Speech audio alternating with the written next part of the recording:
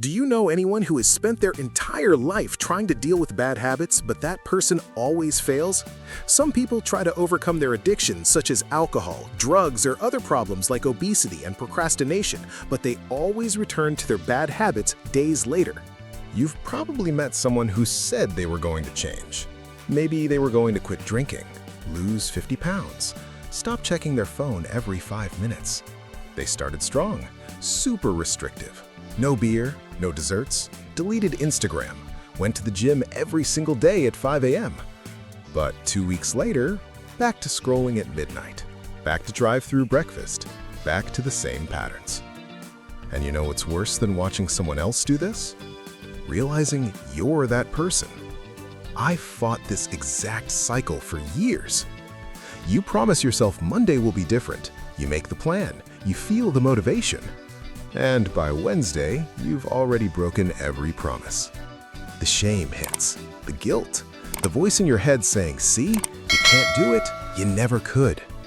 So you wait for the next Monday, the next new year, the next breakdown that finally makes you desperate enough to try again. But here's the part nobody tells you about why you keep failing. It's not because you're weak. It's not because you lack discipline. It's because you're trying to win a 20-year war in a 2-week battle.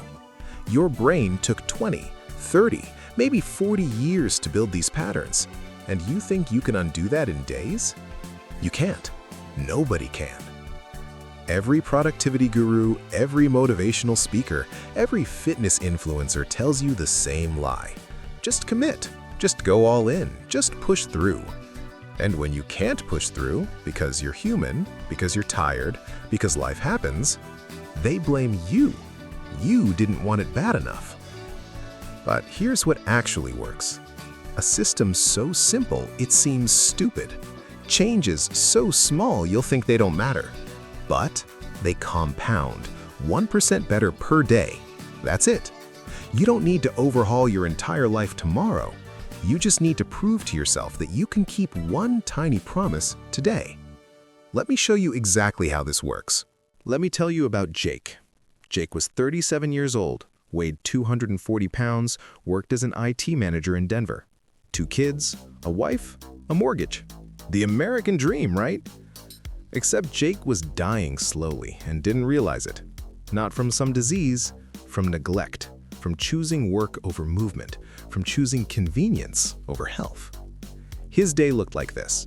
Wake up at 6 a.m., skip breakfast or grab a donut in the car, sit at a desk for 9 hours, lunch at the desk, whatever the vending machine had, drive home at 6 p.m., collapse on the couch. Dinner was takeout because cooking felt impossible. Weekends? Pizza, beer, Netflix. He told himself he'd earned it. He worked hard. He deserved to relax. And his body started sending signals. Climbing stairs left him breathless. Tying his shoes became a challenge. He had to sit down, suck in his stomach, hold his breath. His 7-year-old daughter asked him to play tag. He said, "Daddy's too tired, sweetheart." She stopped asking after a while. That's the part that hurt the most. Not the number on the scale, not the pants that didn't fit. The look in his daughter's eyes when she learned her father doesn't play. Jake had tried to change before, 3 times. Joined a gym, went for 2 months, stopped. Started keto, lasted 3 weeks, gave up. Tried running every morning, made it 5 days, quit.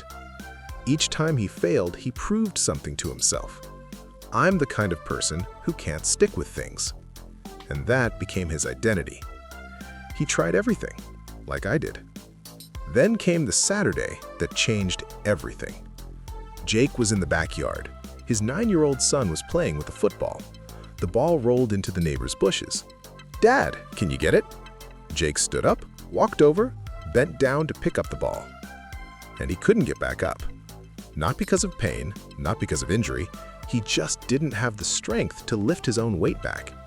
He stayed there, on all fours, in his neighbor's yard, sweating, trying to stand, while his 9-year-old son watched in silence.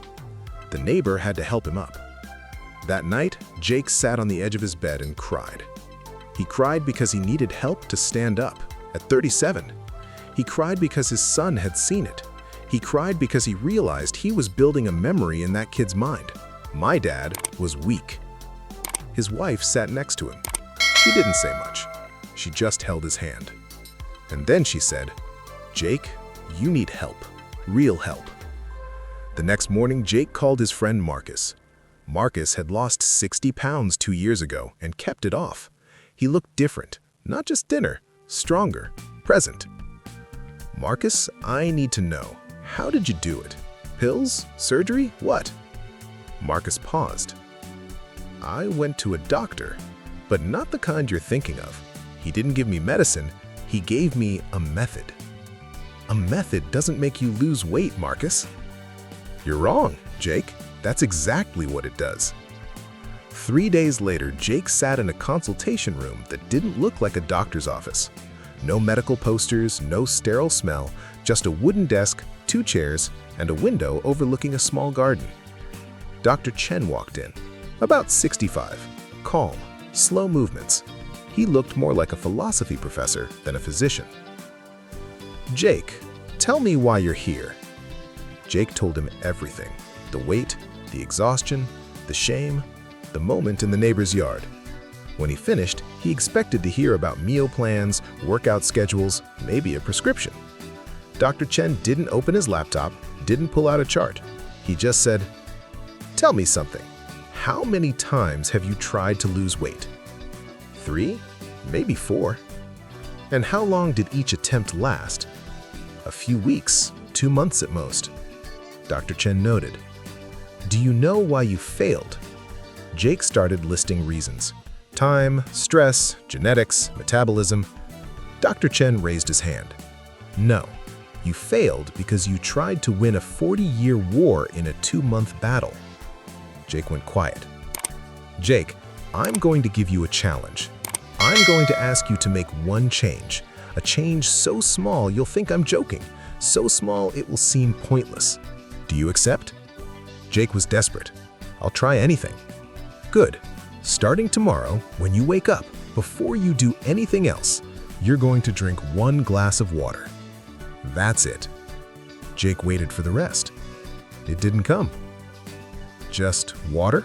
"Just water. Every day for 2 weeks. Nothing else. You can keep eating pizza.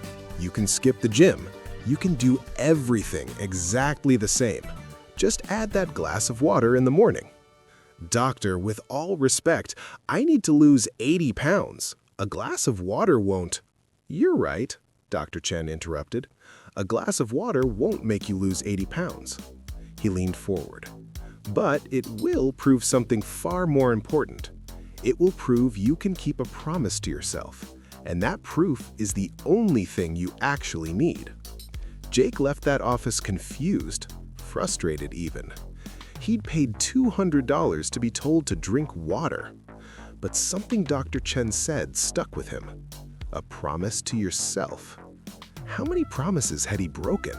How many Mondays had he sworn things would change only to quit by Wednesday?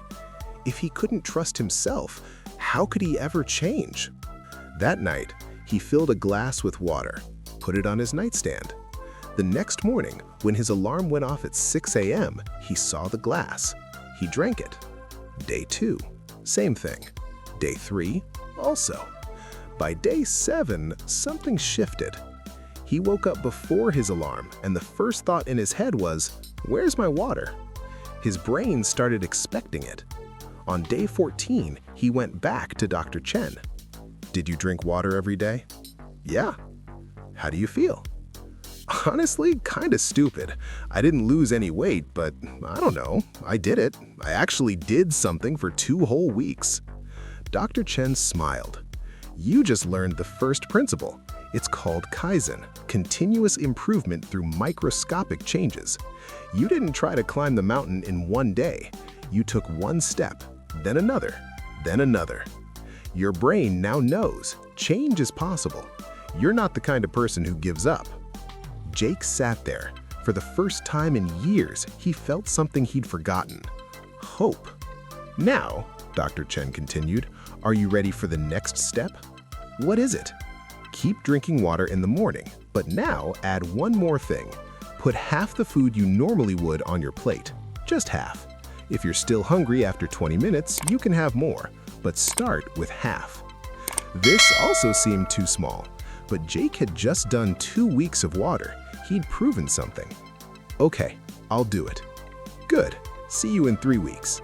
Here's what Dr. Chen understood that most people don't. Your brain resists massive change. It interprets it as a threat.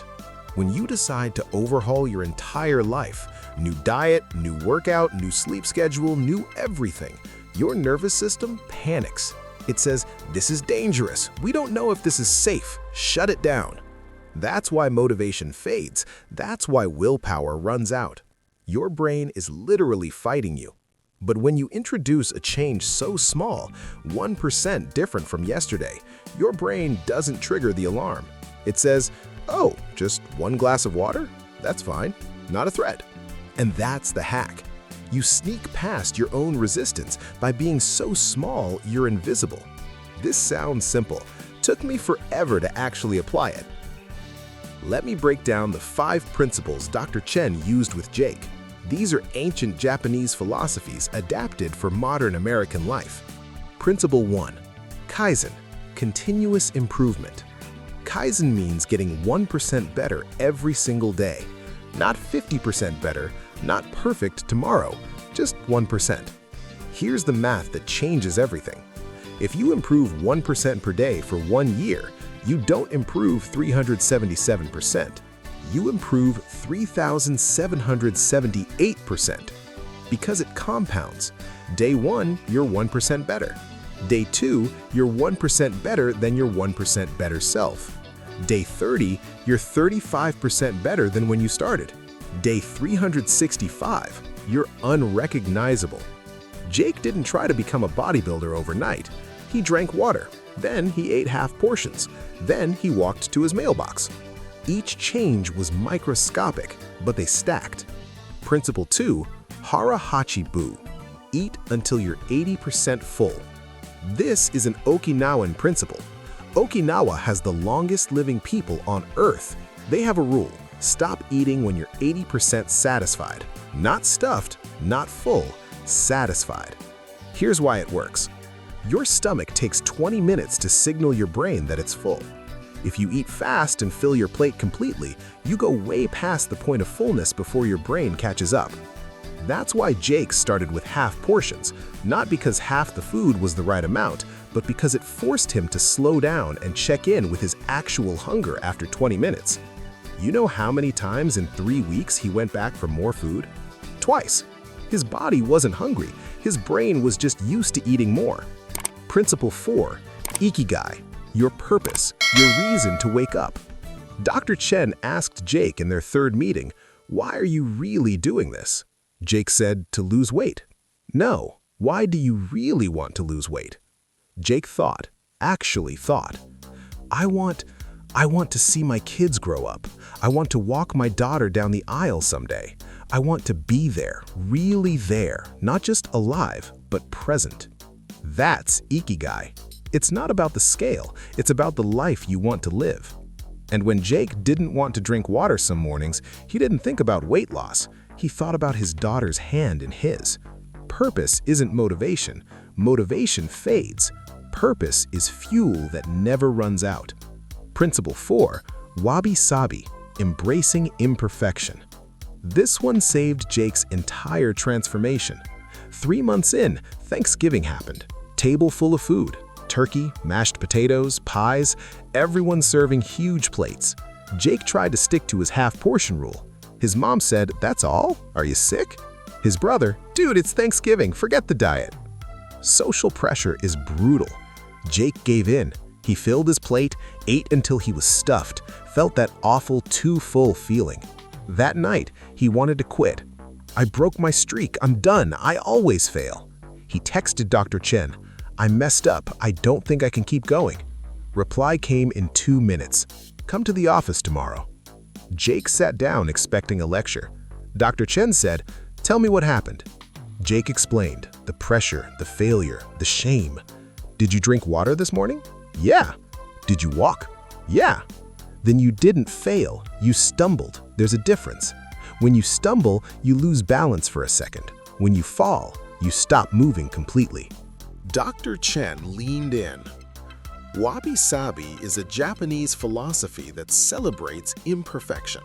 The idea that nothing is permanent, nothing is perfect, and nothing is complete. And that imperfection is where beauty exists. You overate one day. So what? That doesn't erase 14 pounds lost. It doesn't erase 3 months of showing up. One imperfect day doesn't destroy a perfect journey. Jake felt something break. Not him, his need to be perfect. But what if I mess up again? You will, many times. And every time you wake up and drink your water. Because this isn't about never failing, it's about always returning. That changed everything for Jake. He stopped trying to be perfect. He started trying to be consistent. And consistency accepts imperfection. Principle 5. Ganbaru, perseverance. Ganbaru means enduring, persisting even when it's hard. Not with gritted teeth, not with suffering, just continuing, one day at a time, even when you don't feel like it. Jake showed Ganbaru every morning he woke up and drank water even though he was tired. Every time he walked, even though it was cold outside. Every time he ate half portions, even though his brain screamed for more. Ganbaru isn't about heroic effort. It's about showing up when it's boring. Because most of life isn't dramatic. Most of transformation is repetition. Do the thing, do it again, do it again, do it again. Not because it's exciting, because it's who you are. 6 months in, Jake had lost 32 pounds. But the real change wasn't on the scale. It was the morning he went downstairs and his daughter said, "Dad, can we walk this morning?" They'd been walking together to the mailbox every day for 3 months. But that morning, she wanted to go to the park, 6 blocks away. A year ago, Jake would have said he was too tired. 6 months ago, he would have tried and failed halfway. But that morning, he said yes, and they walked all 6 blocks. No shortness of breath, no knee pain, no stopping. When they got to the park, his daughter looked up at him and said, "Dad, you're different now." "Different how?" "You're here." Jake didn't understand. "You've always been here, sweetie." She shook her head. "No, before you were here but not really here. Now you're actually here." 7 years old, and she could see it. That's when Jake realized this wasn't about weight anymore. It was about becoming the father his kids deserved. Month 9, Jake had lost 48 pounds. He wasn't running marathons, he wasn't in the gym 5 days a week. He was walking 30 minutes every morning, eating until he was 80% full, drinking water. Microscopic changes, compounded daily. His coworkers started asking, "What are you doing? What's your secret?" Jake would say, "I drink water in the morning and eat less." They'd laugh. "No, seriously, what's the real secret?" There was no secret, just small promises kept every single day. By month 12, Jake weighed 195 pounds, down 45 pounds from where he started. But here's what mattered more than the weight. He could play tag with his kids without getting winded. He could tie his shoes without sitting down. He could walk 6 miles without thinking about it. He'd become someone new, not through force, through accumulation. Month 18, Jake weighed 190 pounds. He'd stopped tracking the number. It didn't matter anymore. What mattered was this. His daughter's 9th birthday party was at the park. All the kids were running around. One of them yelled, "Let's play capture the flag!" And Jake ran, chased kids around, laughed, sweated, lived. Another parent asked, "How did you lose all that weight?" Jake thought about the 5 principles, about Kaizen, Ikigai, Hara-Hachi-Bu, Wabi-Sabi, Ganbaru. But he decided not to complicate it. One small choice at a time, every day, for long enough that I became someone different. That night, lying in bed, his wife said, "You know what I love most about this?" "What?" "It's not that you lost weight. It's that you came back, the man I married, the father our kids deserve. You were here, but you weren't present. Now you are. Jake held her hand. I almost gave up so many times. But you didn't. No, I didn't. What's one small habit you're starting this week? Drop it in the comments, because here's the truth. Jake's story can be your story. Not in the same way, not with the same numbers, but with the same system. 1% better every day, forever. But let me tell you what happens if you don't start. If you keep waiting for the perfect Monday, the perfect plan, the perfect moment, you wake up 5 years from now. Same weight, same habits, same shame. Except now your kids are older, and they've learned something about you. Dad doesn't keep promises. Not because you're a bad person, because you kept waiting for motivation that never came. You tried the extreme diets, the intense workout programs, the total life overhauls, and you failed. Every time. So you gave up trying. And that's the real danger. Not failure, acceptance of failure. This is just who I am. I've always been like this. I'll never change. That becomes your identity, and your kids inherit it. Your partner internalizes it. Your future accepts it. I almost made that same mistake.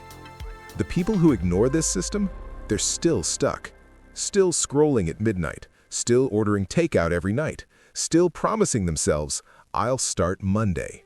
But Monday never comes, because they're waiting for willpower, for motivation, for the perfect circumstances. And none of those things last. Here's what does last. A system so small your brain can't resist it. A promise so tiny you can't break it. A change so microscopic it feels like nothing. Until 6 months later, you're unrecognizable.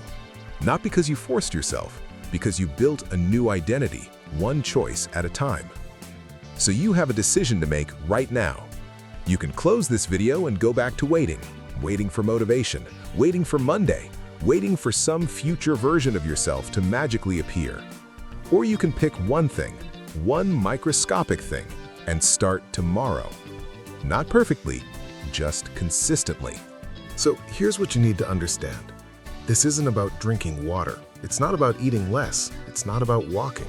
It's about proving to yourself that you can change, that you're not the kind of person who gives up anymore, that you can keep a promise to yourself. And when you prove that once, you can prove it again and again and again, until keeping promises becomes your identity. Jake didn't become perfect, he became consistent. And consistency over time creates transformation that willpower never could. The 5 principles work. Kaizen, 1% better per day compounds into a completely different life. Ikigai, your purpose fuels you when motivation fades. Hara Hachibu, moderation beats restriction every time. Wabi-sabi, imperfection is expected, returning is everything. Ganbaru, perseverance isn't dramatic, it's just showing up. You don't need all 5 at once, you need one, just one. Start there. If you're done with motivation that fades by Tuesday, this channel is for you. We turn ancient wisdom into fixes for modern life. One powerful idea per video. No fluff, just what works. Every video gives you a framework you can use today, not theory, tools. If that's what you need, subscribe. More coming this week. Because here's what happens next. You learn why your phone is destroying your brain without you realizing it. You learn the Stoic method for making decisions when you're paralyzed by options. You learn why discipline isn't about motivation, it's about environment. This channel exists for one reason, to turn ancient wisdom into tools you can actually use in your life today. Every video, one idea. Real change. Remember, you don't need to change your entire life tomorrow. You just need to be 1% different today. That's it. That's the whole system. Now, go drink some water.